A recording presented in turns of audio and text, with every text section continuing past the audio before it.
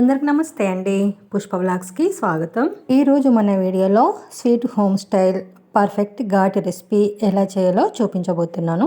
ఘాటి పర్ఫెక్ట్గా కుదిరిందంటే ఎంత తినాలనిపిస్తుందండి. నోట్లో వేస్తే కరిగిపోతుంది. సాఫ్ట్గా క్రిస్పీగా ఎంతో టేస్టీగా ఉండే ఈ ఘాటి రెసిపీని కొన్ని టిప్స్ ఫాలో అవుతే ఇంట్లోనే మనం పర్ఫెక్ట్గా చేసుకోవచ్చు.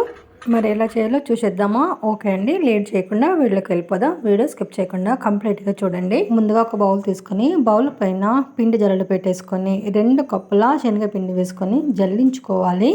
ఇలా పిండి జల్లించుకోవడం వల్ల పిండి ఉండకట్టకుండా ఉంటుందండి మన పిండి కలుపుకునేటప్పుడు. ఇలా పిండి జల్లించుకున్న తర్వాత 1/2 స్పూన్ వామును చేతుల్లో వేసుకొని నలిపి వేసుకోవాలి. వాము ఎప్పుడైనా కూడా డైరెక్ట్గా వేయడం కంటే ఇలా నలిపి వేయడం వల్ల మంచి ఫ్లేవర్ వస్తుంది.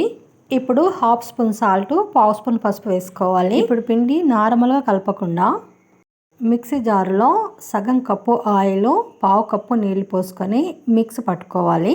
2 కప్పుల శనగపిండికి సగం కప్పు ఆయిల్ వేసుకోవాలి. చూడండి, క్రీమ్ లాగా అయిందన్నమాట. ఇప్పుడు ఇది మనం పిండిలో కలిపేసుకోవాలి. ఇలా కలపడం వల్ల ఘాటి సాఫ్ట్గా క్రిస్పీగా వస్తుంది. నోట్లు వేస్తే కరిగిపోతుంది. అచ్చం బయట కొన్నట్టే వస్తాయి. ఇప్పుడు స్పూన్తో అంతా ఒకసారి కలిపేసుకోవాలి. ఇక్కడ నేను సోడా వేయడం మర్చిపోయానండి. 1/2 స్పూన్ బేకింగ్ సోడా వేసుకొని బాగా కలిపేసుకోవాలి. ముందుగా ఇదంతా కలిసిపోయేలాగా.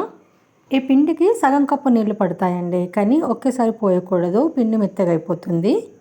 అందుకే మనము ఆయిల్లో 1/2 కప్పు పోసాం కాబట్టి ఇంకా కొన్ని నీళ్ళు ఇలా కొన్ని మనం పోసుకుంటూ పిండి మనం కలుపుకోవాలి. ఏ పిండి కలిపినా సరే అండి, పిండి కలిపిన తర్వాత పిండి మెత్తగా అయిందని మళ్ళీ పొడి పిండి వేయకుండా పిండి కలుపుకోగలగాలి. అప్పుడే మనకు ఏ రెసిపీ అయినా చాలా బాగా కుదురుతుందండి. ఇలా పిండి కలుపుకోవాలండి. చూడండి, ఇలా ఉంటేనే మనకు వేసేటప్పుడు ఈజీ అవుతుందన్నమాట. మరీ గట్టిగా కలపకూడదు పిండి. ఇప్పుడు మనం పొయ్యి ముట్టించేసుకుందాం. అంతలోపు మూత పెట్టేసి పక్కన పెట్టేద్దాం. మురుకుల మిషన్కి మనం ఇప్పుడు ఆయిల్ రాసుకోవాలి. నేను సింగిల్ స్టార్ తీసుకున్నానండి. రౌండ్ ఉంటే రౌండే తీసుకోండి. నా దగ్గర లేదు కాబట్టి నేను స్టార్ తీసుకున్నాను. ఇలా ఆయిల్ అప్లై చేసి రెడీ పెట్టుకోవాలి. చూడండి, మన కట్టెల పొయ్యి అయితే రెడీగా ఉంది. ఇప్పుడు కట్టెల పొయ్యి మీద మనం కడాయి పెట్టేసుకొని ఫ్రైకి సరిపడా ఆయిల్ పోసుకోవాలి. ఆయిల్ వేడేంతలోపు మురుకుల మిషన్లో పిండి పెట్టేసుకుందాం. ఒకేసారి పిండి ఎక్కువ పెట్టకుండా ఒక 75% పెట్టాలండి. అప్పుడే పిండి పైకి రాదు. ఈ ఘాటిని ఈవినింగ్ స్నాక్స్ లాగా తింటారండి. చాలా మంచి టైంపాస్ ఈవినింగ్ స్నాక్స్ ఇది. ఈ ఘాటిని గుజరాతీస్ ఎక్కువ చేస్తారండి, అందుకే గుజరాతీ ఘాటి అంటారు. ఓకే అండి, మన ఆయిల్ అయితే బాగా వేడైంది. ఇప్పుడు ఇలా వేసేసుకోవాలి. దూరంగా వేసుకోవాలి. కొద్దిగానే వేసుకోవాలన్నమాట. ఎక్కువ వేస్తే అంటుకుపోతుందండి, కాబట్టి కొద్దిగానే వేసుకోవాలి.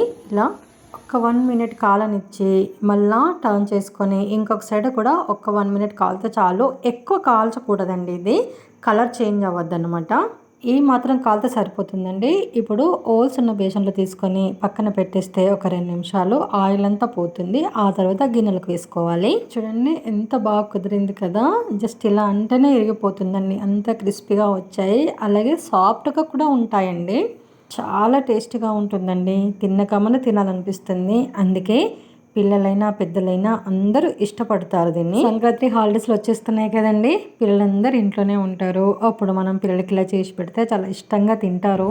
ఒక్కసారి ఈ కొలతలతో ఈ టిప్స్తో ఘాటిని ఇంట్లో ట్రై చేయండి. చాలా బాగా కుదురుతుంది. మీకు మీ పిల్లలకు బాగా నచ్చుతుంది. రెసిపీ ఎలా కుదిరిందో కూడా కామెంట్ చేయడం మర్చిపోవద్దండి. మీ ఫీడ్బ్యాక్ మన ఛానల్ గ్రోత్కు ఎంతగానో ఉపయోగపడుతుంది. ఇదండి ఈరోజు మన వీడియో అయితే మీకు నచ్చిందని అనుకుంటున్నాను. నచ్చింది కదా, అయితే లైక్ చేయండి, షేర్ చేయండి, మన ఛానల్ సబ్స్క్రైబ్ చేసుకోండి. ప్లీజ్ అండి, సపోర్ట్ చేయండి.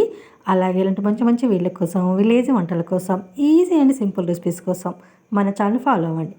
Thank for watching.